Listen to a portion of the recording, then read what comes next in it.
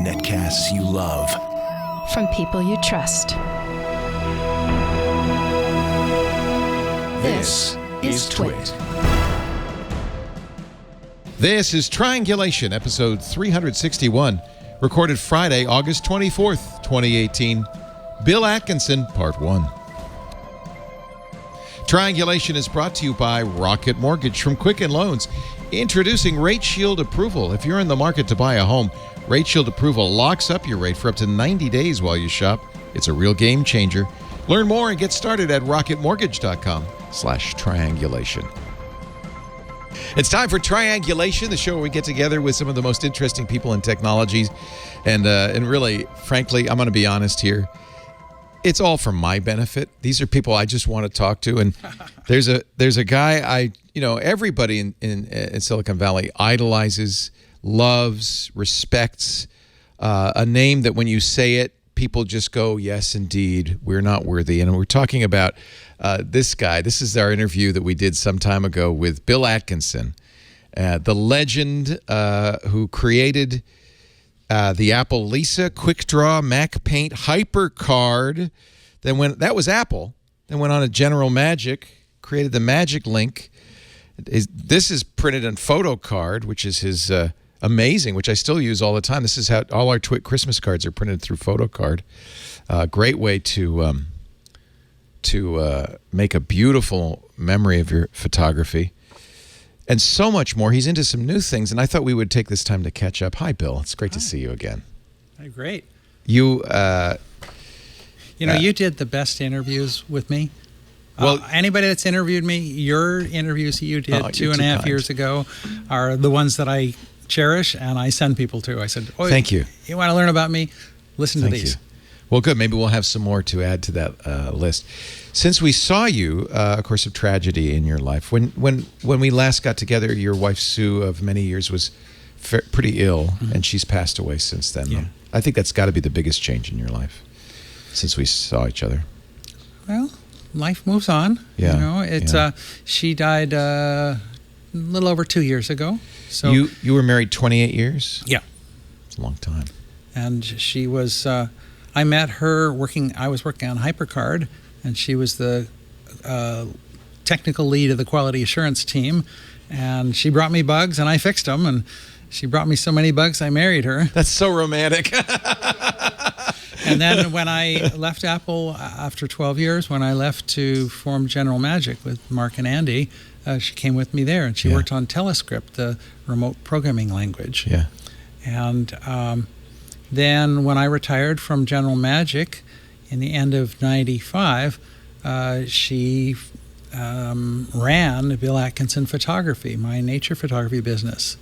And she made a whole set of HyperCard stacks to control inventory and equipment depreciation and all. There's all kinds of forms you have to do when you're a corporation.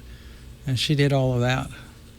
If people download PhotoCard, which is available on iOS right now, and it's a free download, many of your nature images are in there as kind of the stock images that come with it, and you'll see what a great photographer. I'm sad that you're kind of moving on from photography, right? Well, one thing I found is the galleries were selling these pictures to people I'd never meet. They were keeping most of the money. Yeah. And they were wanting it, make me a canvas print this week. And it became a job. And then all of this reporting stuff that has to do with being a corporation and the equipment depreciation and all that kind of stuff was beyond me. I'm not so detail-oriented. Right. Sue did it as a favor. She didn't really like doing it, but she did it as a favor to me. Right. And she was very meticulous and organized. And when she died, I said, I don't want to do this anymore. Yeah, I understand. So I told the galleries I'm not going to be supplying prints anymore.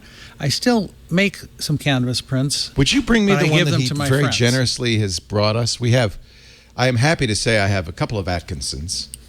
They're collector's items now that I don't make them anymore.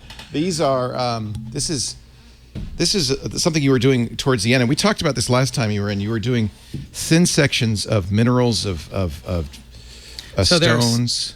sliced and polished rocks. Yeah. And this is a piece of ocean jasper from Madagascar.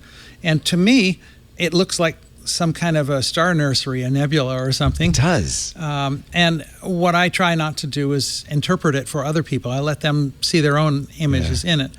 Why I went to the canvas prints is there's sort of nothing between you and the image. Yeah. It's a lot more work to make these, but I find for a given wall space, it becomes a much bigger image, and instead of sort of an object on the wall with a mat and a frame and some plexi kind of putting glare on top of it, it's all image, and it becomes, instead of an object on the wall, it becomes kind of a window into another world. I love it. I like the canvas ones better, even though they're harder to make. I eventually ended up making a robot to spray them, because I couldn't spray them evenly enough. I would have to walk back and forth There's a spray fixative gun on top of it? So after they've been printed in a professional wide format inkjet printer with pigment inks, then they're still very fragile at that point. Oh, okay. And they also don't have a full range of color and full range of tonality. So they have to be coated. And the spray coating, I used to use a vertical easel and walk back and forth, trying to walk at the same speed, trying to keep the gun the same distance away, and trying to overlap the same amount each time. And often I would get, you have to spray it fairly wet, and often I'd get a dribble, and that would ruin the print. You have to go back and make a whole new print. So I worked out a way to have it horizontal and have the spray come straight down, and the coating is fed through a tube to the air gun. And I made a big stepper motor, 8-foot plotter that would drive the spray gun to coat them for me. You started photography when you were a kid. Your mom started doing photography. You could take this. I've always take good care of that. That's precious. That's an original Atkinson. When I was 10 years old, my mom got me a subscription to Arizona Highways magazine, and there were these glowing aspen pictures from Joseph Munch. That's David's father, Mark's grandfather. Oh. And I would cut them out and mat them and put them on my wall as a 10-year-old. And I thought, I want to make pictures that can inspire and nourish people. So I built a darkroom, and first I could only do black and white, and then finally I got a job in Arthur Mint's portrait studio in Los Gatos while I was in high school, and I could use, the agreement was I could use their color darkroom on Sunday. And so I would go around tromping around making nature photos. My mom was, she thought my nature photography was important. I was an avowed atheist, but I was spiritual. I just didn't believe in the organized religion things. And she said she thought my nature photography was an important part of my spirituality. So even though she was a busy woman, she was an obstetrician, she would drive me over to Boulder Creek before I had a driver's license and sit there knitting and reading so that I could tromp around and make nature photos. And she had a Freon air horn from the ice hockey games so she could recall me if her beeper went off. Because she was on call. She commissioned me to make 4 large prints for her doctor's waiting room, symbolizing earth, air, fire, and water. And so definitely I got a lot of my inspiration to do nature photography from my mom. She sounds like she was a really important influence. She was my role model. Yeah. I loved her, and I think I was her favorite of 7. She had 7 kids. I was 7? Third down. Well, she's an obstetrician, and she used to say she practiced what she preached. When she went to Cornell Med, she was the only woman doctor. This is now, medicine is at least 50% or maybe even 55% women. Should have been but the late 30s. It used to be only men. Yeah. And she told the male doctors there, who kind of resented her intrusion, she said, "Would you take your car to an auto mechanic who had never driven a car? If you want to work on a woman's body, it helps to have lived in one." And they could understand that logic. Yeah. So she was quite an amazing woman, and she instilled in me the belief that I could accomplish anything that I set my heart on, as long as I was determined and willing to work really hard. And that has put me in good stead all of my life. If she were still alive today, she'd be 100 years in a few months. I read the piece you wrote, Happy Birthday, Mom, for her 100th. That was really moving. You told me that there are two people whose belief in you made you who you are today. Your mom was one. Who's the other? Steve Jobs. I don't know what Jeff Raskin said to him that got him to recruit me, but he believed in me. Yeah. And he really gave me a lot of rope and let me do good things at Apple. Without his unshakable faith in me, I couldn't have done nearly as much. He was right. Well, it worked out, but... Did he have a knack, you think, for picking talent? Because you were not a programmer. You had been working in neuroscience, right? Yeah, I was studying consciousness in the brain. I was up at University of Washington in Seattle, working with Doug Bowden in the Regional Primate Research Center. Oh, interesting. And so we were doing experiments that involved cannulas going into the pleasure rewards areas of brains and being able to see how those responses were affected by minute amounts of neurotransmitter agonists in there. And I was using computers to control the lab experiments and also to reconstruct some of the data about the results. Kind of, you had to take the results from one monkey and map them onto a standardized atlas. You had to sort of morph the data. And I was working away on that, and I got a call from Jeff Raskin that I knew from my undergraduate down at UC San Diego. He was a computer scientist? No, he was a visual art. He was in the visual art department. Isn't that interesting? And in fact, his attitude toward computers is what put me in good stead when I came to do user interface design. He didn't respect computers. Yeah. Here's an example. The computer center had this Burroughs 5500 big behemoth computer, and everybody had to type cards with a key punch and submit these decks of 80-column cards with rubber bands around them, submit them, and then we come back the next day and find there's one damn semicolon in it. You have to do it all over again.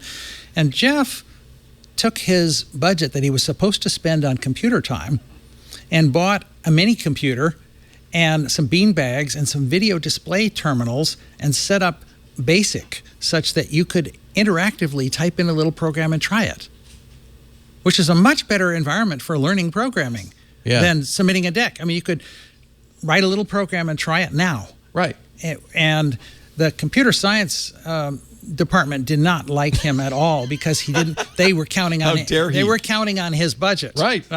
But he was provided doing visual a better arts. So you were doing art with computers, or? Oh, he was sort of a renegade. He didn't just do what he was pigeonholed to do. So Jeff and I became friends, and for a while I lived at his place in Solana Beach. So later, when I got this, come check out this cool company that's starting up in Apple, in Silicon Valley, I said no. I need to finish my PhD. You were in the middle of doing your doctoral If you don't work. finish your PhD, it's kind of like a driver's license. You don't get to drive a car if you don't have a driver's license. You want to do research, you have to have that enabling credential. Right. And he didn't take no for an answer. He sent me a round-trip airfare with a little note saying, no strings attached, just visit for a weekend. And my dad lived in Los Gatos, not too far from Apple, so I figured, okay, I'll come down for a weekend. Apple's pretty small at this time, about 30 employees. Yeah. And Steve Jobs, I don't know what Jeff said to him, but Steve dedicated one entire day to recruiting me. He took me around to everybody that worked at Apple. There were 30 people. They seemed like they were having fun. They were working on interesting things. And their heart was in the right place. They wanted to do something good in the world. But that wasn't enough. I had to finish. Consciousness is pretty amazing frontier, and I wanted to work on that.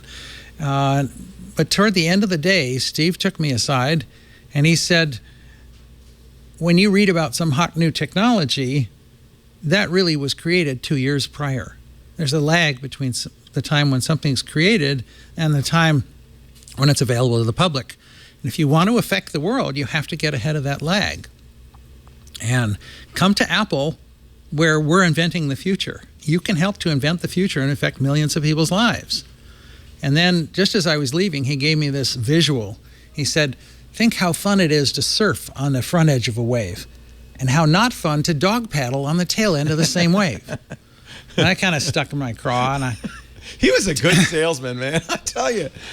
2 weeks later, I had quit my neuroscience program. Wow. Never finished my degree. Wow. I had moved from up in Seattle down to Silicon Valley, which when I left was Santa Clara Valley. Right. It was prune trees everywhere. Right. Yeah. And I was working at Apple 2 weeks after That's a brave thing. How did you justify that in your head?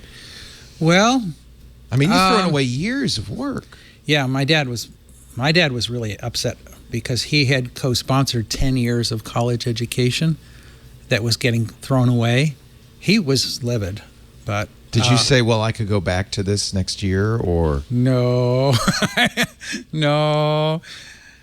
I just said I have to do it, you know. Wow. I know it's the right thing to do. I don't know exactly why, but I know it's the right thing to do. That's brave. You're in your 20s, right? Yeah, I was, this was 40 years ago. I'm 66. I was 26 when I came to Apple. That's a brave thing. There must have been really something there that captured your imagination. Well, Steve was a pretty good salesman.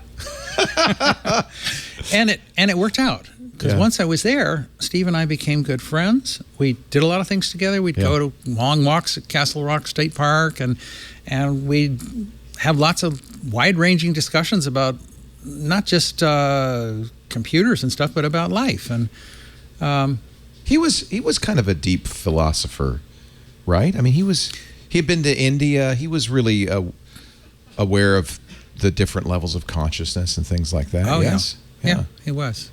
So you got along on that level as well. Yeah. We often had arguments, but that was great because he liked having somebody that would stand up to him that wouldn't just kowtow, you know. Even then, people would say. I've been reading Ken Kochenda's latest book, Creative Selection. Yeah. And which is really describing what it was like working at Apple after Steve came back. Right. In the iPhone era. It's so different than in the beginning where Steve wasn't venerated so much. There was a lot of back and forth. And what I found is that Steve challenged me and provoked my best work. Sometimes I would think I had the best way to do something, and he'd end up getting me to find a better way to do it yet. How? Well, like here's for example. I thought, like for working on Quick Draw, the graphics primitives, what things are fundamental that should be in graphics primitives versus what things could be done at a higher level and just built on top of them. And I thought that rounded corner rectangles weren't really that fundamental. No, it's just a square with a he curve took me applied. out for a walk. Yeah. And he says, let's look at the real world here. And he pointed and pointed and pointed, and everything he pointed at was, he finally got to a no parking sign with rounded corner, rounded rectangle, and I said, okay. You win. And the next day I had it working. And what I had to do was take the ellipse drawing tool, and basically, since you're drawing it in slabs like this, if you just start with the left side and the right side offset, well, then you get an ellipse, but with a flat spot at the top. Right. And if when you get halfway down, you stop bumping for a while, then you get flat spots here. So it didn't take anything in the code. It didn't increase, it didn't make it any slower, and we could do rounded corner rectangles. So there's an example where Steve kind of saw, instead of seeing what the SIGGRAPH core graphics standard primitives were, he was looking at the world and saying, this thing occurs a lot, you should handle it. It helped he wasn't a computer scientist, probably, huh? And I think it helped me be a better user interface designer that I wasn't. Right. I didn't like computers. Right. Computers were just a tool to do a job. A really good carpenter is not in love with his hammer. He'll use whatever tool is available. And what Jeff Raskin taught me was that the human time is what's valuable, not the computer time. So for an event loop, and here you've got a powerful computer that's sitting there. Is anything happening? Did they type anything? Did the mouse move? This computer has been sitting here for a lifetime. You're wasting that computer's resource in order to be responsive when a human does something. But and that's the opposite of preparing a deck of cards for punch cards and submitting them to the B5500. They measured CPU usage. That's what you paid for. Yeah. Yeah. How much time on the computer used. And what you should measure is the human time. That makes perfect sense. That was what changed the world. That's why Apple was so significant. I got that aesthetic from Jeff Raskin. Yeah. Do you remember what your first assignment was when you came down from Washington? Yes, I was hired in as the application software department. There wasn't one. And this is for an Apple II at this time. Apple thought, well, we make hardware, and software is sort of a necessary evil to make the hardware useful. And so I collected cassette tapes. We didn't have a floppy disk back then. I collected cassette tapes of software that users had made and put them together. Probably, right? Either in Integer Basic or later in AppleSoft Basic, the Microsoft's Basic that had strings and floating point. And I would assemble them into sort of mixtapes that would be sent out to all the clubs so that they could share. I remember that. You'd go to the user group and they'd have tables with the cassettes and later floppies that, One of the things I learned from that was because the I/O game paddles weren't on, not everybody had them. You couldn't write software that counted on them. So later, when we went to do the Lisa, that's why I insisted that the mouse be in the box so we could count on it. So when you do a graphics editor, we'd know that they had a pointing device. And that was a little bit of a hard sell, but I convinced, I think Tom Whitney was the one who finally had to make the call on that. Yeah. But so that was the first thing I did. Then I said, well, we need to get a better development environment. So Apple was a hacker, a hacker's hacker, a great hacker, but he wasn't a disciplined, structured programming guy. He didn't have a computer science background either, right? He was a hardware So I said guy. we should port the UCSD Pascal system onto the Apple II. And my manager, Roy Martin, said, no, we don't need that. And I went over his head to Steve. And Steve said, I think our users are quite happy with BASIC and assembly language, the 6502 assembly. And I was passionate about it. He said, well, since you're so passionate about it, I'll give you 2 weeks to convince me otherwise. So I was on a plane that afternoon down to UC San Diego. I never bothered to get a hotel because I just worked and slept on the lab benches.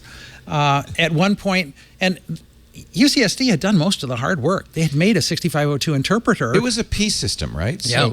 It was, and they'd made a 6502P code interpreter.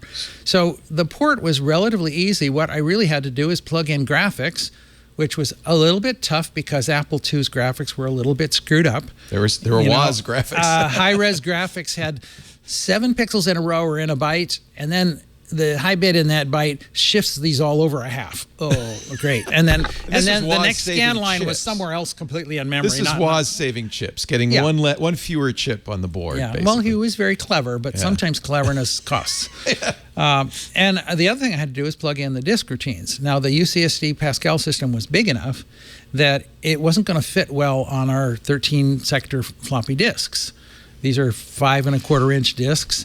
And WAS had come up with a new way to pack the data called 16-sector. Yeah. And so he came down to UCSD to help me install the 16-sector disk routines. We were going to use the 16-sector for the release of the Pascal.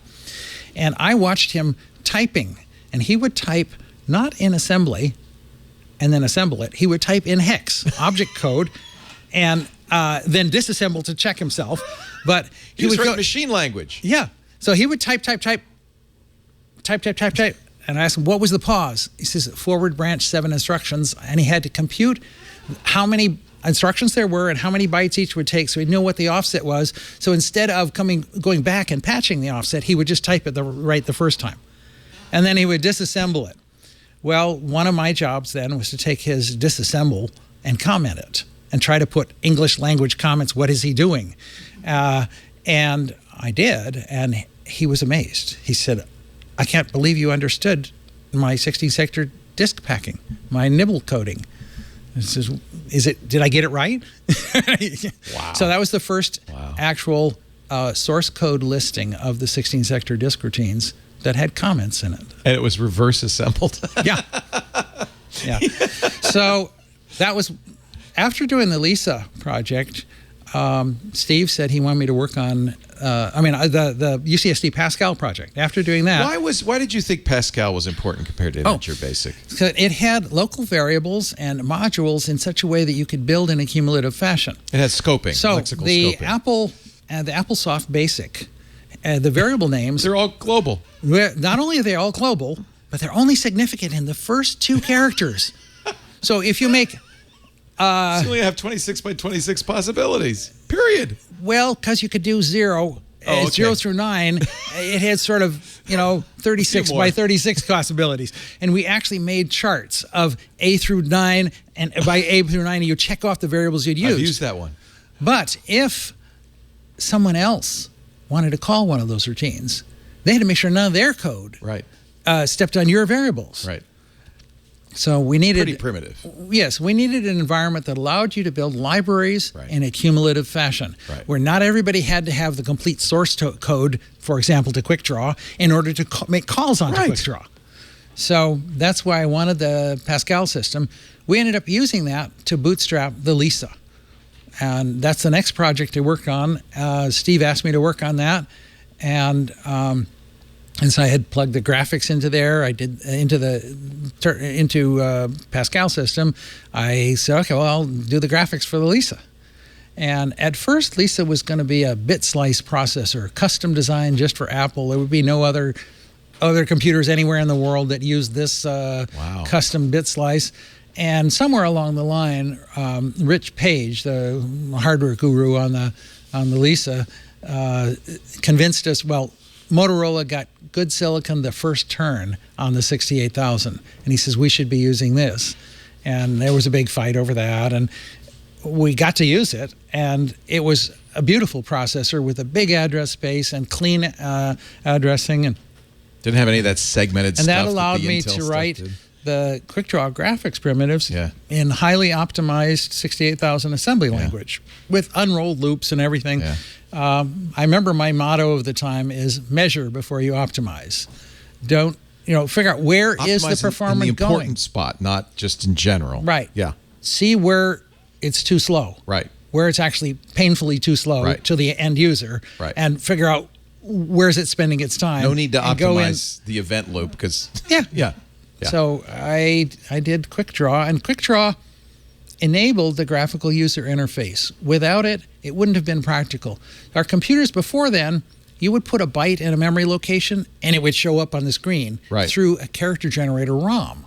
Right? Well, with a full bitmap display, you have a lot of flexibility about what you can draw. You could draw off screen. And you can draw lines and I mean, not just characters. You don't have a character generator ROM, so you can draw areas and curves and lines and characters and variable width text, proportional space to text. But it was at a big cost. Each pixel had to be set or cleared. A lot of memory accesses to do that drawing. And if it weren't done efficiently, things would be, maybe 100 times too slow to be practical. It was was the first Lisa a megapixel display? Was it?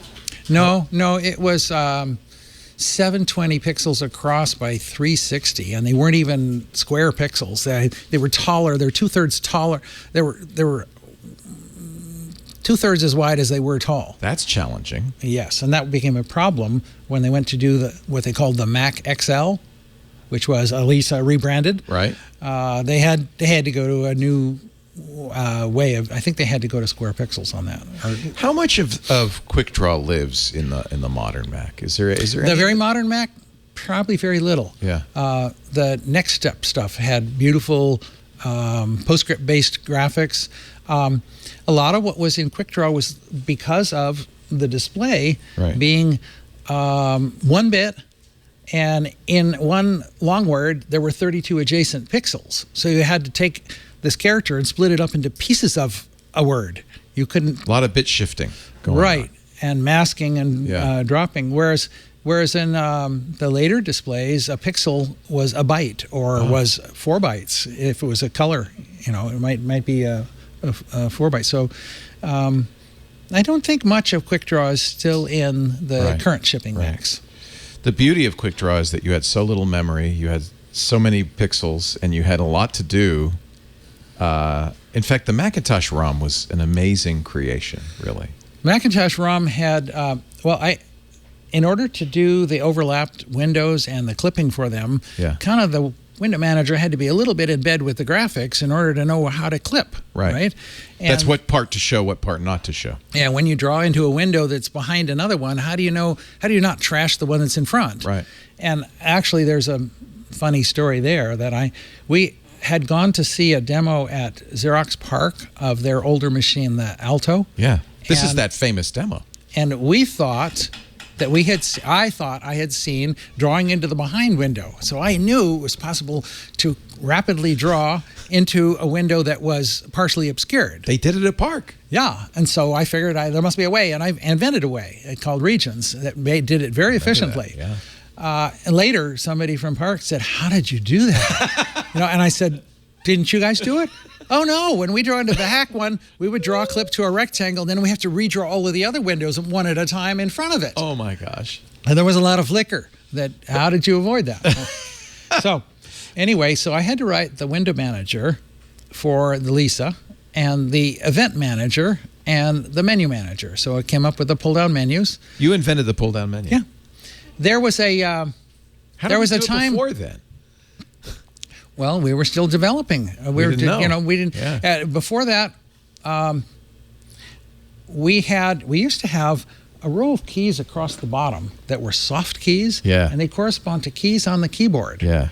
And their labels would change when you did something because real life applications need more than 10 total commands. Right. So if you pressed one of these, then all of them would relabel, and you press another one. But it was very dangerous because people didn't read the labels, right? So they'd go, change. this. This is called the type bar. Delete, yes, confirm. Oh, wait a minute. I didn't mean to do that. We went through a series of user interfaces.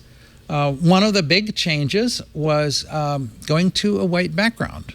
So we started the Lisa user interface with a black background and white characters. All computers in those days, had black screens with either amber or green text on them. Right. And my argument was that if you want to do graphics, you have to go to a white background.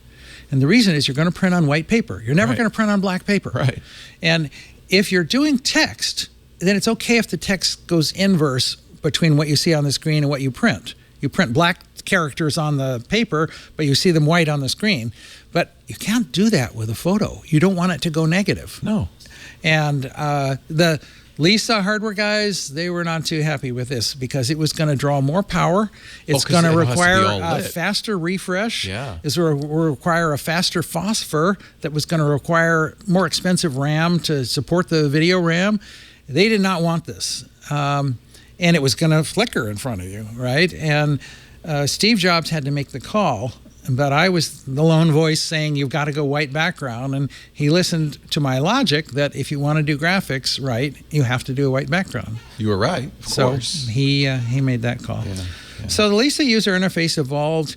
I'd say we engineered it into existence a piece at a time. We tried a lot of things, and a lot of things didn't work. Yeah.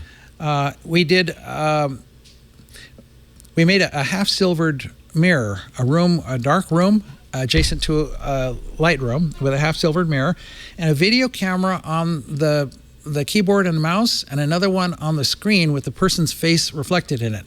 And we recruited test subjects that were usually spouses of Apple employees. But I mean, we didn't want somebody who was familiar with computers, but we wanted somebody, who we could trust to not talk. Yeah. And we'd give them a task, like, here, edit this document and save it. Yeah. And oftentimes we learned things from this that allowed us to make it differently. One time we got to a point where a person was supposed to choose between do it and cancel. They'd look a little miffed and they'd hit cancel. And we said, wait a minute, we saw that last week. Another guy did that. In fact, there was a third one. And we turned up the volume on the tapes and played it back, and he says, what's this dolt? I'm no dolt, so we hit cancel. So we knew as programmers that said D-O uppercase I-T, do it. Yeah. But And so because we knew that, we Change had a it to blind okay. spot. We couldn't possibly see it as dolt. Yeah. Yeah. And yet 3 different people Said did. dolt. And the next day it was okay and canceled. Now, we Yeah. didn't like okay because it was an abbreviation, it was colloquialism, but it worked. That's And amazing. so- How much of that park demo influenced what you were doing? I mean, It gave us the inspiration that we really did want to do a bitmap display. yep. With, Wasn't their display white too, though? I mean, yes. on the Alto. Oh, yeah. Yeah. And that was after we had decided to go with Oh, this white. was after that. Yeah. Okay. So see, this is interesting. I didn't realize. I thought that We had a bitmap display before we went to the Xerox. history of it, people imply, was that you guys went, you looked at Park, and you said, "Oh, we should be doing that." But you had already been working on Lisa for a while, obviously, Yeah. when you saw this demo. So there are aspects of that are true and aspects that are not. Yeah. The It's first thing folklore is, these the days, folklore is that we copied from Right. Park. You stole it. Right. No, there was so much engineering had to go on top of what we saw. What the Xerox And sometimes what you visit saw gave wasn't- us was inspiration Yeah. rather than how to do it. Yeah. For example, on Park, they didn't have the pull-down menus. Right. They had little pop-up menus, and you got like 5 or 6 items. I But how remember do you do that. a real application with that? You still well, see they that. would get a different pop-up depending on where you were when you Yeah. pressed the mouse. And Small Talk still does so that. our first Yeah. versions had sort of like pull-down menus, but at the top of each window, like the early versions of Microsoft Windows did. Yeah. And the problem with that is when the window is narrow, you don't get them all. Mm-hmm. When the window is shorter, near the bottom of the screen, you don't get all the choices. And I remember when I put them up at the top of the whole screen, the Lisa development team screamed bloody murder. They said, "Oh no, you can't do that. We'll have to reach way too far," And I said, well, something that's beautiful about it is you always get the full width, you always get the full height, and they have kind of a kinesthetic feel. This thing is over here, so you can kind of be reaching for it before you even got it in your mind of exactly what you're going to choose. If it's file related, it'll be over in that corner someplace, right? Muscle And- memory is really important. Yes, in this and stuff. so what we did to counter the objections was make it so that you could quickly get to the top of the screen. Well, to quickly get to the top of the screen, what that meant is that if you move the mouse quickly, then the gear ratio between millimeters on the table and millimeters on the screen would kick into high gear. Acceleration. Right? And will pin at the top. So a little jerk like this would get it to the top. Perfect. Because it wouldn't go any further than the top. Right. Well, people didn't like that. They said, "Oh, the mouse is going to walk off the table." And it does. Every now and then you have to pick up the mouse and reposition. reposition it. Yeah. But it worked. So we we take it so engineered it into existence by trial and error. Yeah. We take it so for granted now that it almost is for the modern user, well, it has to be that way. But you were working at a time when it didn't have to be anyway. It wasn't invented. For example, which way should scroll arrows go? Okay, when you scroll a document so that you see more of what's below, there's an argument for an arrow that points down to what's below. There's another argument, because when you do that, in order to see more of what's below, the document's going to slide up, right? Right. There's an argument for an arrow that goes up. Yeah. And so we tried different combinations of which way the arrows would point and tried them on users, naive users. And damned if it wasn't 50-50. Oh. You'd say, "Show me what's later," and they would 50-50. It wasn't even 60-40, which one they would go to. And I tried an experiment. I moved the 2 arrows apart. They never got it wrong then. When they wanted to see what was below, they go to the one that was at the bottom. And want to go to the top, more was above, they go to the one that's above. Perfect. And so, well, not perfect, because now if you overshot, then you had to reach all the way back there. Right. But people understood it right away. Yeah. So a lot of these things, I know I got in a little bit of trouble with Apple when there was this look and feel suit between Microsoft and Apple, and the Microsoft was saying that Apple was saying, well, it's copyrightable because we invented it, you know, and my testimony was that, well, if you put enough engineers on it and did enough user testing, you would come up with the same conclusions. Oops. That dolt doesn't work, and the arrows, Yes. their have to do placement it that matters way. more than which way the arrow is. Yeah. So Apple didn't really like that answer, but I had to answer truthfully. You're an engineer. Although in those depositions, I got one on the Microsoft guys. The Microsoft mean pit bull lawyer says, "Mr. Atkinson, do you ever tell a lie?" Not under oath. Oh, perfect answer. He's like trying really hard not to crack a grin, and he moved on to another topic. Perfect answer. I'll remember that the next time I'm deposed. Not Okay, under oath, so we sir. were making the Lisa user interface. We were talking a little bit about the Mac ROM. So the event manager, window manager, and menu manager that I wrote for Lisa needed to be squeezed into this teeny little ROM for the Mac. How much room did you have? The 128? original Mac was 100. It was I think 96K, Okay. and there's only 128K of RAM. Right. And the original ROM, 2/3 of the code was. So Andy Hertzfeld took my Lisa window manager, event manager, and menu manager, and squeezed them into assembly language just for space, just to get them smaller. Right. And It was written in and then Pascal Quick Draw. originally? Yeah. Yeah. And so Quick Draw, which was already in optimized assembly, Right. Has Quick to Draw plus those three ended up accounting for about 2/3 of the original Mac ROM. Wow. So I had a lot of code in there. Yeah. Now, one of the reasons Apple put that stuff in the ROM is so that application writers would be highly motivated to do it in a consistent fashion. Yeah. If you wanted to do your own kind of scrolling, you could roll your own.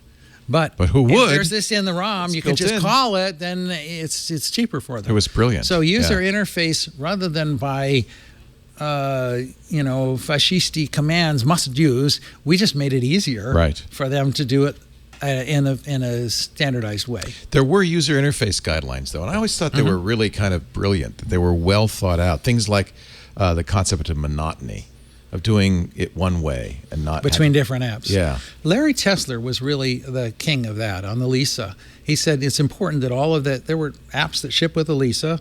There were 6 or 8 built-in apps, and it was important that all the file menus look the same, and all of the the things that were common between apps should be done in the same way.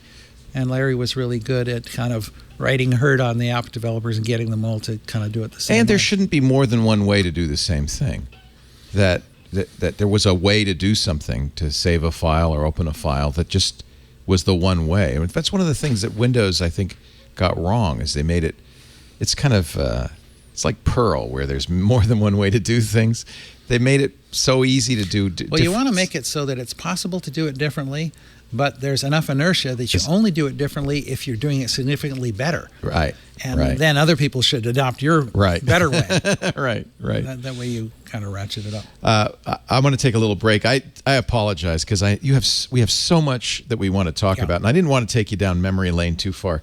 But this is. You were showing this card. Yeah. With the last interview 2.5 years ago. Yes. And I had 4 license plates then. Look at that. And now I have 7. So you asked me before the show, why don't you have personalized plates? Yeah. Why do you have personalized plates? Why do you like so many? I find that my car creates a personal identity. Yeah. I am the guy who's driving that car. Yeah. For example, I'm now driving a Tesla with Karma to You on it. And having that Karma to You plate makes me be more polite in traffic. Oh, because it's you. I don't cut somebody else off if it says Karma to You. All right, maybe I have to rethink my get a personalized plate. Well, because that's who I am now. Yeah. So, I was GraphMan when I was working on the graphics primitives for Lisa and Mac. Right. FatBits when I was working on MacPaint. Right. HyperCard when I was working on HyperCard. GN Magic at General Magic. BA Photo, Bill Atkinson Photography. Right. PhotoCard, my postcard app. And Karma to You. Now, Karma to You. So the license plate to me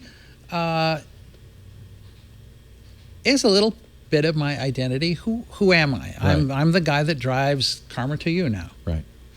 I want to take a little break, and we can talk a little bit about General Magic. There was, in fact, we had the filmmakers on a few weeks ago, a really interesting documentary about General Magic. You were one of the principals. I want to talk a little bit about your perspective, and I think you brought the purpose statement, right, for General Magic Yeah. that you wrote. Do you want me to read it now? Not now. We're going to take a later. little break, and that's And next. I'll tell you that film really helped me a lot. Did it? It was very healing to me Yeah. because I had a lot of shame about our failure, and a lot of I brought great people to work there on our project, Yeah. and we failed. Yeah. And I felt like I had misled them. But the film really showed me, we had a hell of a lot of fun. We ended up sowing a lot of seeds that ended up bearing fruit in the future, even if we couldn't make an iPhone back in 1994. Right. Of course you couldn't. Yeah, I think Mark Porat shared that kind of feeling of shame and failure. Yeah. And that's actually a very poignant moment in the movie. The filmmakers, I thought, did a really good job. And I loved seeing Megan Smith, because we know Megan Smith from Google and then CTO of the United States. I had no idea she was that young engineer. Oh, she was a HyperCard enthusiast. Was she? Oh, yeah. I met her in Apple Japan, and she was using HyperCard with teachers to do amazing creative stuff with kids. Oh, that's neat. And she was into multimedia. I went to Japan and gave some tours for Apple on using HyperCard in multimedia. Oh, that's great. Well, I love Megan. She has an indomitable spirit. She's an amazing person, but she's wonderful in that. Well, we'll talk about General Magic, and I believe, if I'm not mistaken, you have a Magic Link that works. Yes, I do. I can do a live demo Wow. of the General Magic user interface. That's next as we continue our special guest. Always special to have Bill in the studio, Bill Atkinson, the creator of so much that we know and use today, including drop-down menus. Where would we be today if we had to right-click on the desktop to get a menu? Boy, that'd be annoying. We'd be on an iPad. Oh, yeah. They don't use pull-down menus. We've come full circle in some ways, haven't we? Isn't that interesting? Our show today brought to you by Rocket Mortgage. If it's time to buy a house, it's an interesting situation to be in. It's both exciting, right? That new house, somewhere you're going to live in for a long time. Your family's going to be there. It's a big deal, but at the same time, it's also the biggest check you'll ever write, the biggest purchase you'll ever make. It can be a little anxious making. The folks at Quicken Loans know that. They are the biggest and best lender in the country. In fact, #1 in customer satisfaction for 8 years in a row, according to J.D. Power, in mortgage origination. Mortgage servicing, 5 consecutive years. They're very customer focused, and they realized that something has changed in getting a loan in the last few months, and that is that interest rates have started to go back up. For a while, they were flat. And when you were buying a house, you might not have really paid much attention to that, right? The rate is the rate. But now as you're buying and the rates are ticking up, there's a clock ticking. There's this feeling of, if I don't buy this house now, it could go up a quarter point. That doesn't sound like much, but over 30 years, that's tens of thousands of dollars. That's a big deal. And the last thing you want is pressure when you're buying this most important purchase of your life. You want to be able to get the house you want, not just jump at the first thing you see. Quicken Loans has created Rocket Mortgage to solve a lot of these problems. First of all, it's entirely online. You can get the loan. You can apply for the loan on your phone if you want. You could do it on your iPad. You could do it on a desktop. All you have to do is go to rocketmortgage.com/triangulation, answer a few questions. Based on your answers, once you give them permission, they'll get all the information they need, income, assets, and credit, to give you an offer. They can do that in just a few minutes. That's the beginning of what they call the power buying process. That's what they call qualified approval. Then, within 24 hours, they'll verify all of that and give you verified approval. That's huge. Now you have the strength of a cash buyer. If you're making an offer on a house and you've got verified approval, puts you right at the front of the line. The seller says, they're good for it. I know they are. They're verified. But here's the best part. Once you're verified, you qualify for their all-new Rate Shield approval. And this is the thing that takes that anxiety out. Actually, all of this is, helps get rid of the anxiety. But now, you're locked. Your interest rate is locked for up to 90 days. So you have up to 3 months to shop. And the interest rates can't go up. If they go up, they go up. But yours stays the same. If they go down, by the way, it would go down as well. So you win either way. That is pretty sweet. Rate Shield approval. It's exactly what you'd expect from America's best mortgage lender. To get started, it's simple. Do this on your phone. You can do it right now. Get started. Rocketmortgage.com/triangulation. Rate Shield approval is only valid on certain 30-year purchase transactions. Additional conditions or exclusions may apply based on Quicken Loans data in comparison to public data records. Equal housing lender, licensed in all 50 states, NMLS, consumeraccess.org, number 3030. You don't have to remember all that. Just remember this, rocketmortgage.com/triangulation. Take the anxiety out of hunting for your new home. rocketmortgage.com/triangulation. We thank them for making our conversation with Bill Atkinson possible. You brought a stack of cards. You want to go through some of those? And we have to catch up with Bill and all the things that have happened in 2.5 years. This is Sue working at General Magic. Okay. I got pictures of the kids here. She's working on Telescript, a remote programming language that allowed you to send a program out to a server and it would execute it there. Wow. That was pretty forward-thinking. I mean, this is 94. Very forward-thinking. We have kind of the reverse of that now. Servers can download a little bit of JavaScript to your program, or your computer where it executes, but we still don't have the Telescript. How interesting. What else do you have here? Oh, there you and Sue. She said, I'm going to die, and before Did she have cancer? Yeah, she had blood cancer called multiple myeloma. Oh, dear. It usually gets people in 3 years, and with my help, she lasted 8. Wow. And she said, I'm going to die, and I don't want you to be alone, so we have to get a new dog. So this is our dog, Poppy. Oh. And here's a picture she took. She's in the slider here. Oh, yeah. Taking this picture with her iPhone of Poppy when Poppy was 6 months old. And then after she died, I made a little memorial with some canvas prints of her and a bunch of photo cards of our 28-year marriage. This was the thing that I loved about photo cards, and I gather this kind of inspired photo cards, is this idea that you have all these digital images, but they're hidden away on a hard drive. And having a high quality, and these are really high quality, print of these images, you can do things with them. You put them up on the wall. You can, They're in your face. They're in your face. They're there. They're Each part day of your life. you're remembering. So I have different displays. I've got one that's kind of a memorial of our time together. By the breakfast nook, I have 2 that are sort of current events, friendships and activities that are going on now. You change them all the time? Yeah. Nice. And that's a nice rotate idea. them out. This is, by the way, a free program you can get at photocard.com. You can send them as an email for free, and then your correspondent get it at the can Apple print Store. At the App Store. At the App not Store. photocard.com. No, did I say photo? I'm so sorry, Bill. Yeah, at the App Store. It's a free app. It's called for iOS. Photocard by Bill Atkinson. It's a free app, and I take care of printing and mailing them, and it's a royal pain. It's a lot of more work. people using it.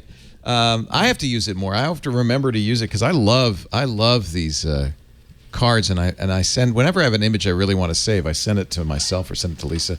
There's one of your beautiful photos being printed. So after Sue died, I stopped selling my canvas prints in the galleries, and I still give them to some friends.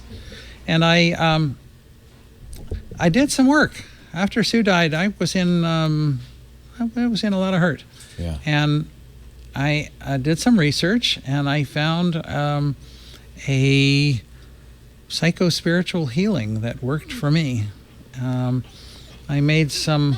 I'm a background as a neuroscientist, and I started thinking about consciousness. And you know what's cool is that you've come back. Yeah, to full doing circle. what you started. This is what I would have been working on if I hadn't gone to Apple 40 years ago. Yeah. So you took a little break.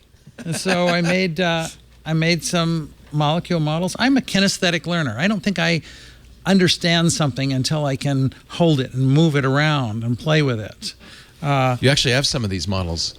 Yeah. These are molecular models of psychoactive chemicals. Now, I want to say before we get too far into this, I really want you to speak freely, and you have spoken very freely on this show in the past about use of psychoactive drugs. But you don't condone it. Well, I think when you hear what Bill has to say, it might sound like a very big ad for this. Right. But it really isn't something that you can take lightly. These are significantly powerful drugs. Not drugs. It's not really the word chemicals They're part of how our brains work. Yeah, and you're modifying. These are very often analogs or even identical endogenous versions of these chemicals are already in your brain, but you're changing this. So I want to just say before we go too far into this, that you really, this is not advocating that people use these drugs. You certainly shouldn't use them recreationally. This is a very serious topic. But Bill, we have some books. Bill will show you some books you can read if you want to learn more about this, and I would advocate that. If you're under 21, don't touch this stuff. Your brain is too malleable. Guess what? The under 21s are the ones that are doing it the most. I know, and they should stop. And they're now, using kids. it in not a really not a safe sacred way. A sacred way. That's important. So this stuff is a really important tool for understanding consciousness. Yeah. This is tryptophan. This is one of the 20 amino acids that all proteins are built out of. This is what puts you to sleep after a turkey dinner, right? Well, that's a oversimplification, but true. Yeah. Okay. Now, That's L-tryptophan. Tryptophan, Yeah. if you do a minor modification to it, you take off the COOH, you get tryptamine. Tryptamine. Okay, and what makes something a tryptamine is it has this 6-membered carbon ring and then a 5-membered ring where one of them is a nitrogen. This is called an indole ring, and this has 2 carbons off of it and 1 nitrogen.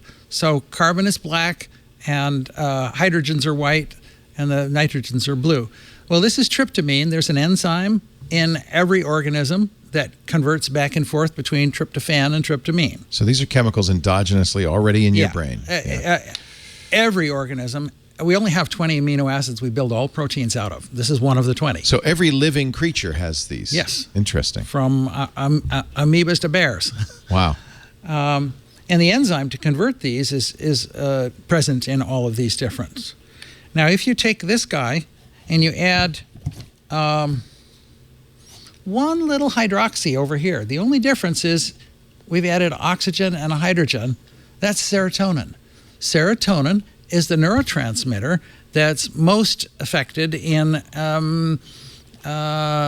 emotional stuff. Yeah. It's an oversimplification to say Yeah. that because it's also involved in our gut, we digest, but All sorts of stuff. serotonin is a very important neurotransmitter. Yeah.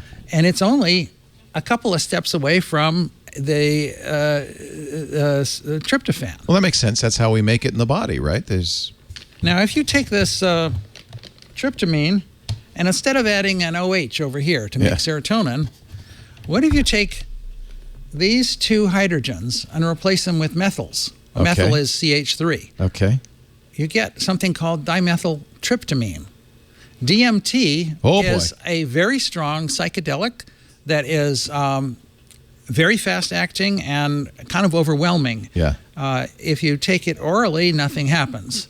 If you take it IV or snorting it, or smoking it, it's like this amazing rush of stuff. I haven't actually done this myself. I've read about it. We should say right now that it is a Class 3 narcotic. Schedule 1. Schedule 1 narcotic. A Schedule 1 drug. Drug. Yeah. It is highly illegal. Illegal.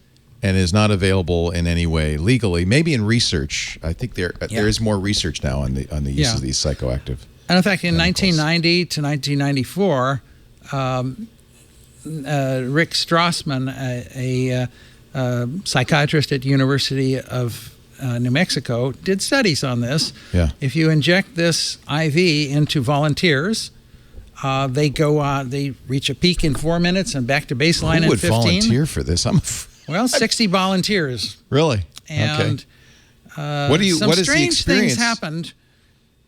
This significant portion of the people receiving the high dose reported interacting with otherworldly beings. Oh boy. Where the hell has that come from? Oh boy. If you take this guy and You have some theories which we'll get to where this Yeah. might be coming from. If you but- take this guy and add, You haven't done this though. That's interesting. You've not I haven't done DMT Yeah.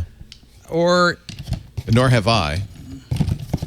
I think Bill and I have both talked about our you experiences add, as youths with LSD. In fact, you told us last time you were here that LSD inspired HyperCard because Yeah. you realized the interconnectivity of all things.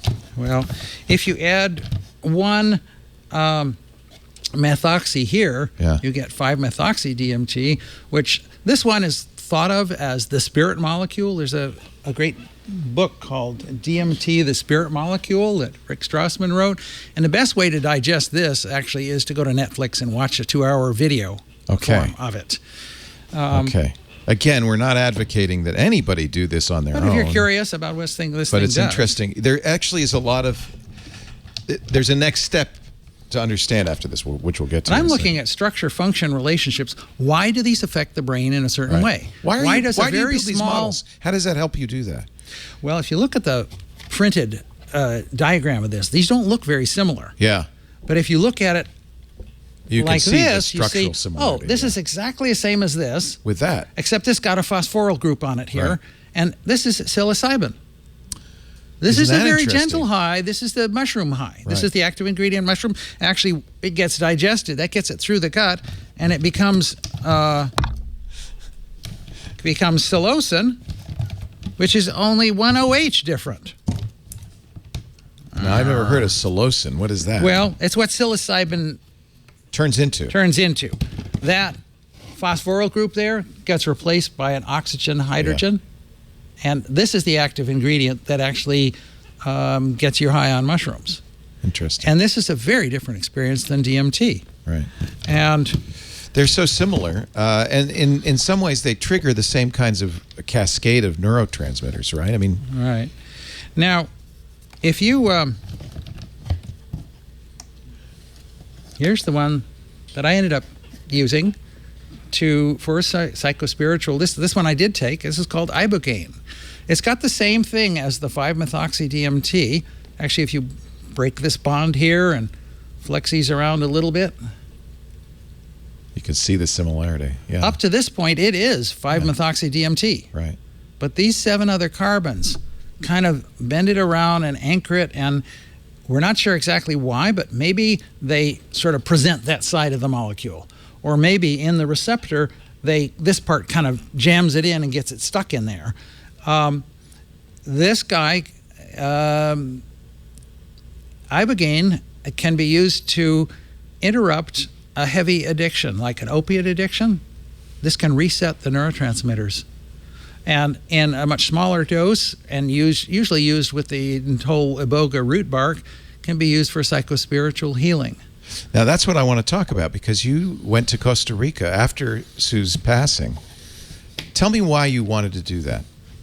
I was having a lot of trouble with some of it was survivor guilt. Why should she die and not me? Yeah. And she said, don't let anybody tell you I lost my battle against cancer. I fought hard, I never gave up, and I won 5 more years with my friends and family. But I went to Costa Rica to take this. It's illegal in the U.S., so I went to a place in Costa Rica, and I did 2 rounds of it, and I got to actually meet with her spirit. I got to meet my own soul, too. And this is pretty amazing, because I didn't believe in spirits. Yeah. You're a scientist. I'm a skeptic. I'm a scientist.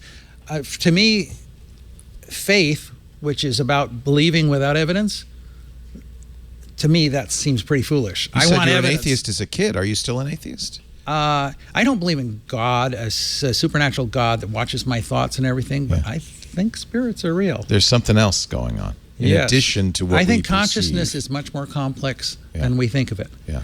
Instead of consciousness being sort of the outcome of a brain functioning, enough neurons firing, think of it as a generator for consciousness.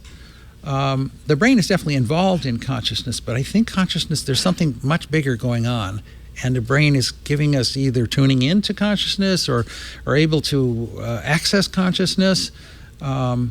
This is my main research now. The thing I want to do most is bridge spirituality and science about consciousness.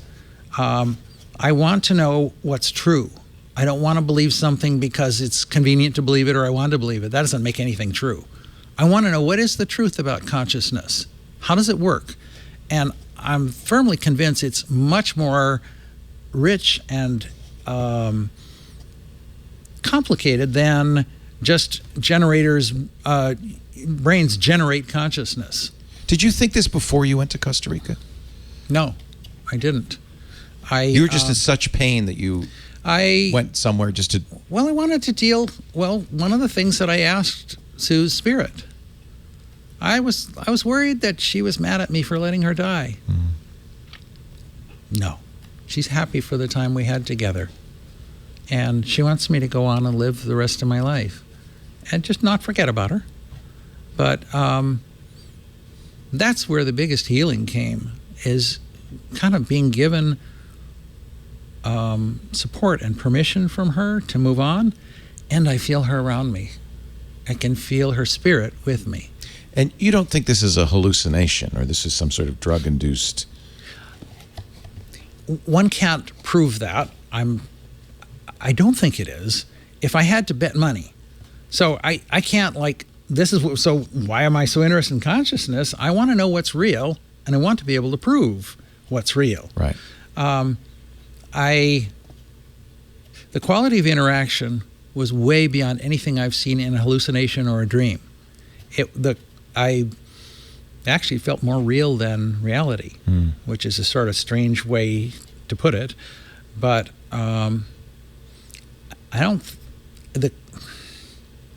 think it was real.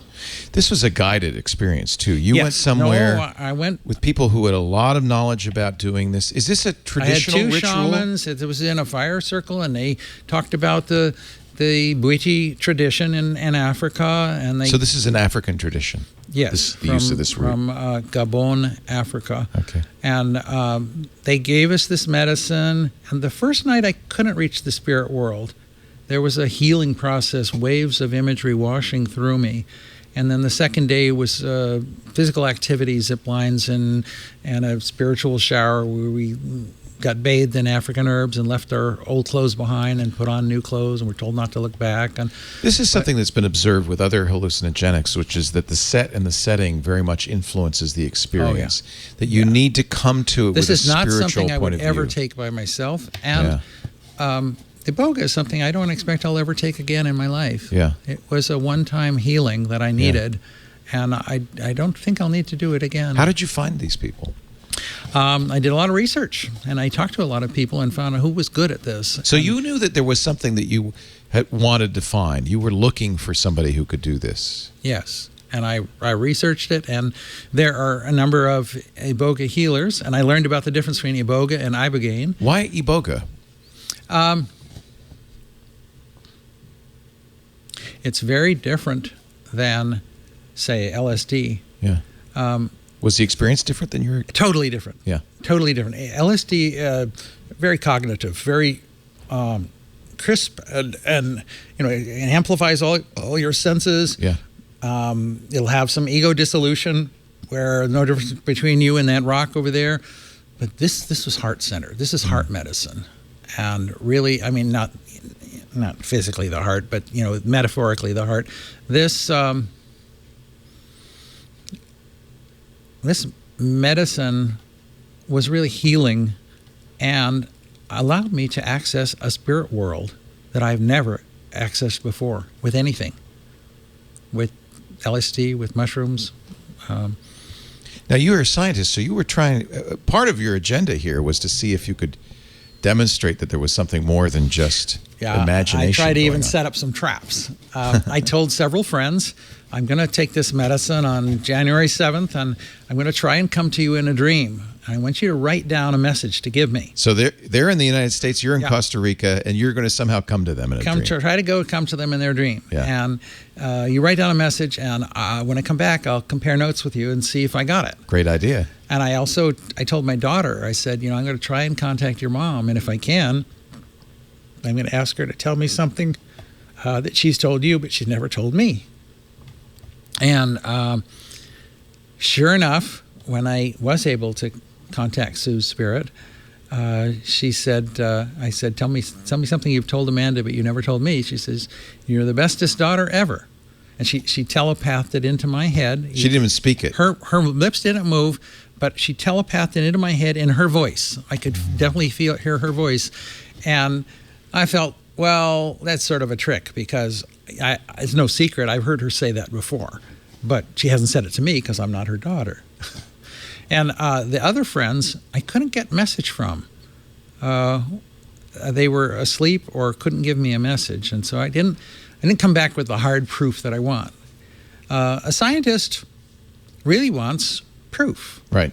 and that's what makes science work. Is that every scientist is skeptical about every other scientist. They try to reproduce it.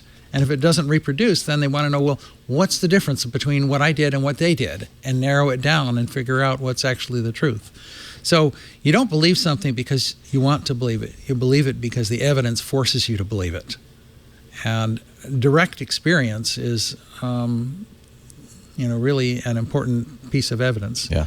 And I'm still looking for how to find out what the heck consciousness is.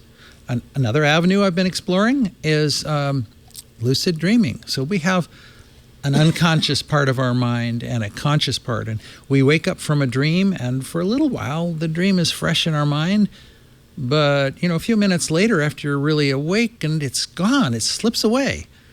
Well, lucid dreaming is a technique of keeping both parts of your mind alive at the same time when your conscious part can be aware of what's going on in your subconscious. That's, again, part of consciousness.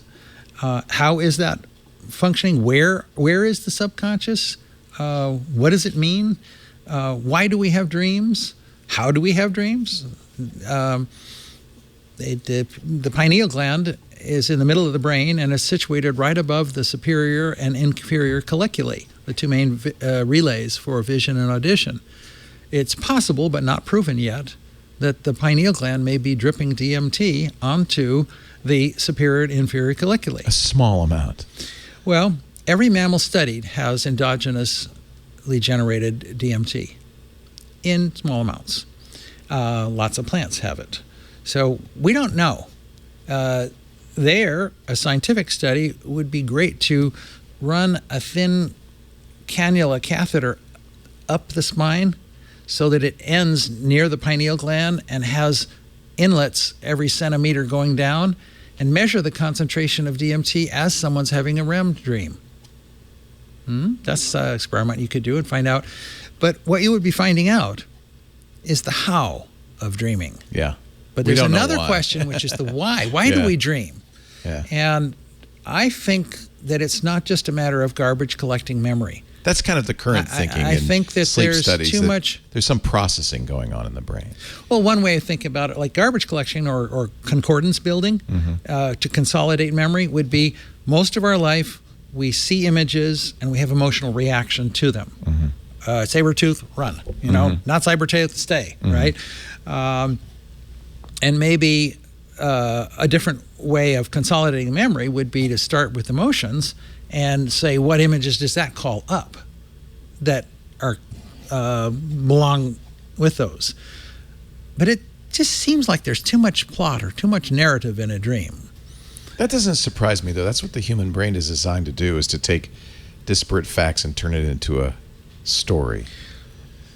Well, the job of the brain is to make a model of the world complex enough that it can predict what's going to happen next. So you don't get it by that saber-toothed tiger. Right. Yeah. And it doesn't have to be perfect. It just has to be better than not. Just have to work. Right? Yeah. And it can actually be erring on the side of conservative. Right. Like, maybe that's just a pussycat and it's all right if I run from it. Right. Right. No harm done. But as long as I don't get eaten by the saber-tooth. Right. Right. So there's a lot to learn about how the mind works. Yeah. And one way of thinking about it is mind is sort of a process that runs on the hardware brain. Like we have a computer and we've got software, MacPaint in this case, that runs on it. Right. MacPaint is software. The Mac is hardware. So our brain is the Mac. But I think some of the information we're starting to find out is that mind is not just a process running on the hardware brain. Right. And one way of thinking about it is that the brain may be tuning into some consciousness that's bigger than the individual. That there's a global consciousness, and I want to figure out what the heck is going on. How would you propose going about that? Well, You wouldn't be the first person to want to know this, by the way. I think this is an age-old quest.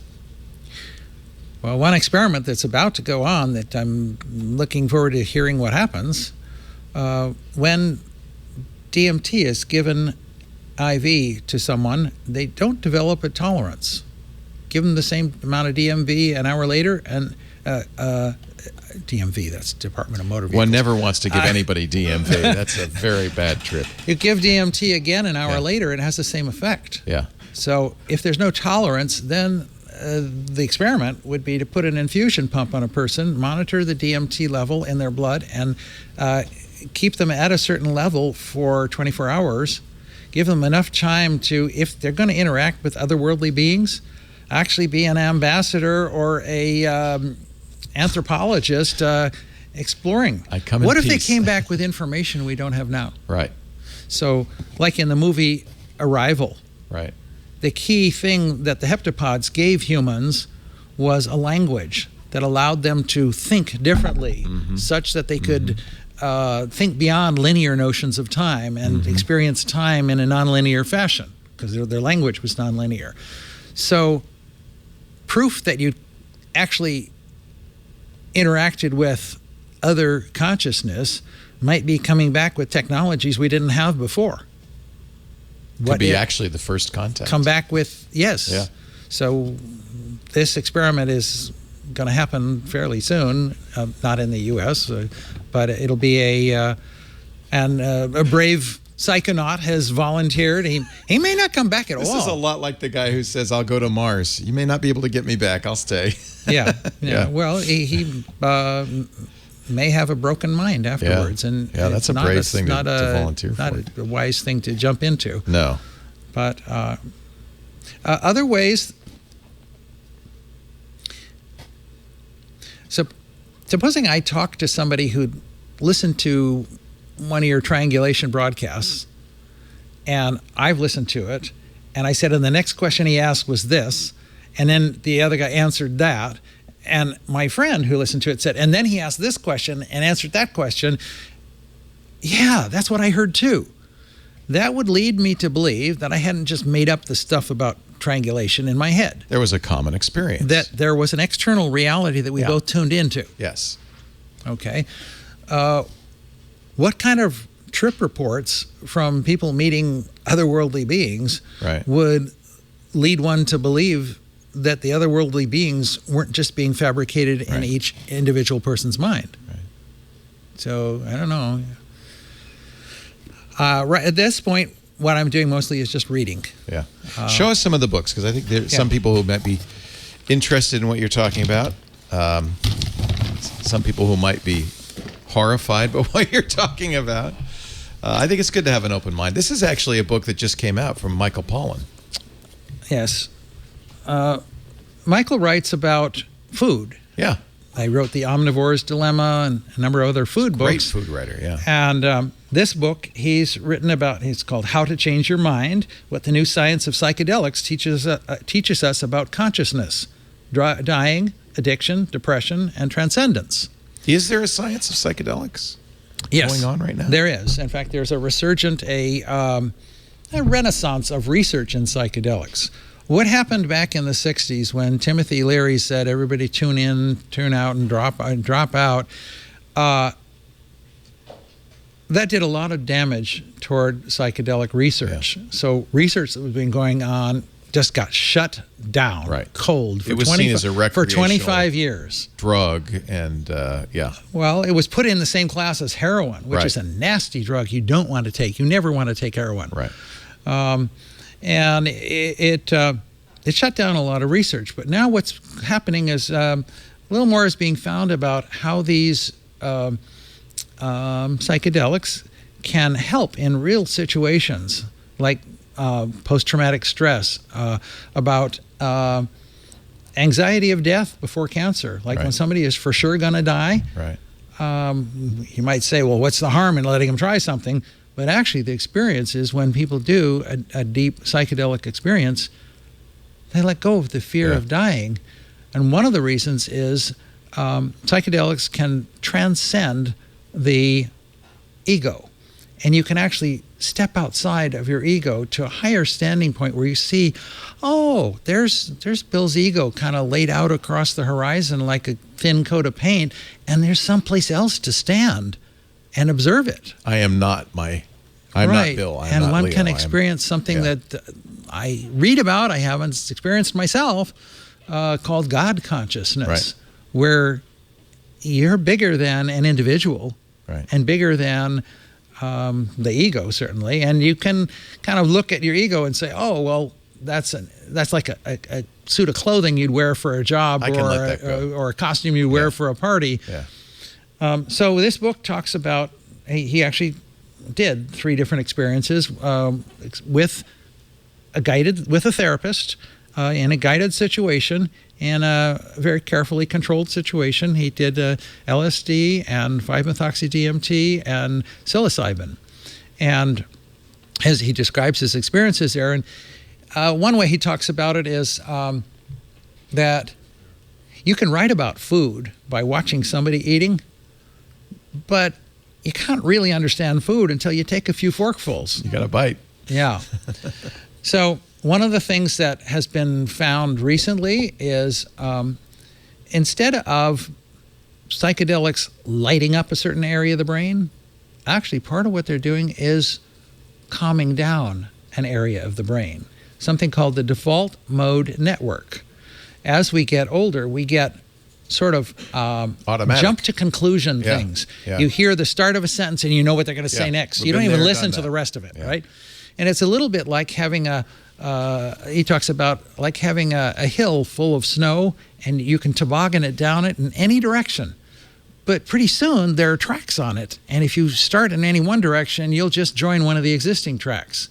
And if you look at children's brains, so we now have methods to put a live human being into a fMRI scanner and measure activity inside the brain while they're under influence of one of these psychedelics. And you look at an adult brain and a child's brain, the child has a lot more thinking outside of the box, a lot more creativity, a lot less developed default mode network. When a psychedelic calms down the default mode network, you start thinking outside of the box. And this can help with addictive type behaviors, and it can help with depression. You get locked into a way of thinking about yourself that's not healthy. It helped you, didn't it? I mean, it really sounds like it really transformed you. I'll show you a picture of me when I got back from Boga land. All right, so I'm there. Okay, this is before. Well, no, I'm there. That's after, actually. This is there. But this is. That's a happy face. So now I'm studying consciousness. Whoa. My main study now is consciousness. That's great. And I got the go ahead to. Wait a minute. This is my girlfriend. A new girlfriend. Yeah. That's Kai. With Sue's permission. Oh. With Sue's blessing. Yeah. This is Jingwen Kai. Nice. There's my 66th birthday. And I started a discipline, a kind of meditation. I've never been good at going to the gym and working out on the machines, or at sitting cross-legged and flushing thoughts out of my mind. Yeah. So I took this pond that's next to my house, and for 3 to 5 hours a day for 5 months, I cleaned it with a rake by hand. There's precedent for that in Japanese gardening, and there's absolutely it's a physical meditation. Yeah. And when I do it, it kind of like clears my head. Yeah. And now I have a beautiful pond. You're like Monet and his Giverny. You're going to do water lily paintings, maybe? And Kai has got me into sailing. Oh, that's great. So good outdoor exercise. That's awesome.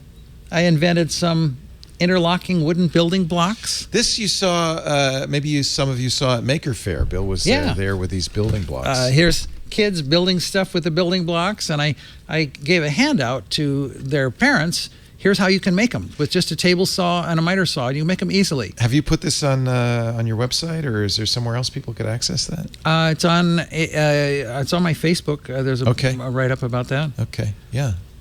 People would like the plans, I'm sure. That's really cool what you can do with that. Yeah. You really are a physical learner, aren't you? You Kinesthetic. Kinesthetic. Yeah. I got to hold it, feel it, yeah, play with that it. Interesting. Yeah. Here's Kai and I went to Bhutan. This was an amazing adventure. This is somewhere I've Bhutan is up in the Himalayas, next to Nepal. It's sandwiched between China and India, but it's way up in the Himalayas. And they are known as the country of gross national happiness. They give an annual survey, anonymous survey, and 90% of the people rate themselves as very happy. And they do it because instead of saying, do I have more than the next guy, they say, do I have enough for myself and my family? Yeah. And we went there, and here's... It sounds like universal basic income. Are you advocating?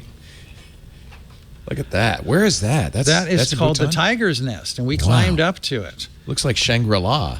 And big prayer wheels. Prayer wheels have prayers inside them, and they spin them. Yes. And supposedly that sends prayers up to the gods and creates karma. This is Buddhist. Yes. In fact, they have an interesting variation of Buddhist.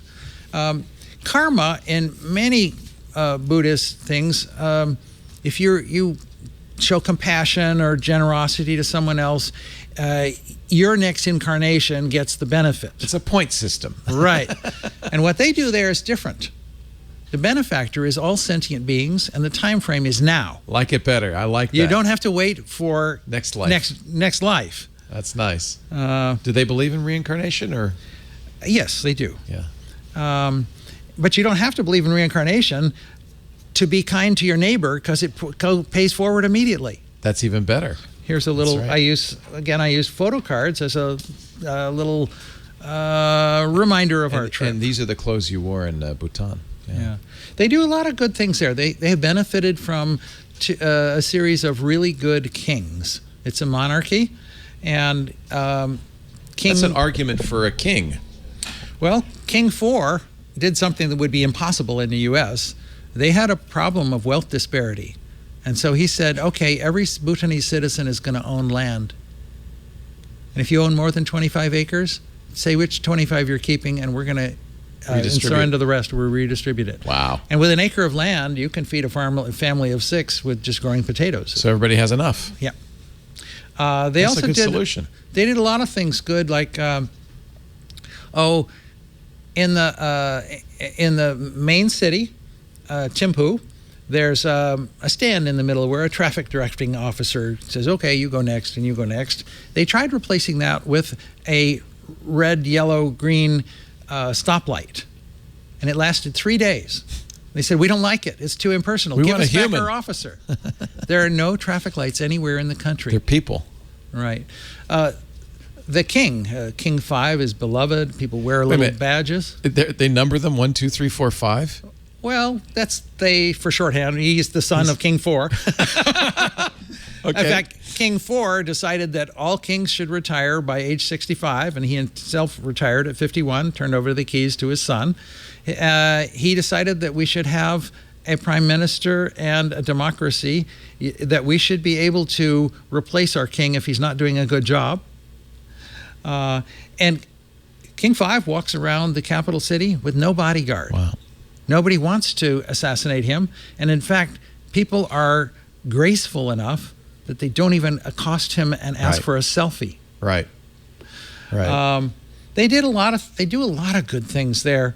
They were bringing power into one town where there's this valley where the black-necked cranes nest. They travel over Asia and they nest there for the winter, and they were bringing power into it, and they were worried that the power lines might be bad for the cranes and might be ugly.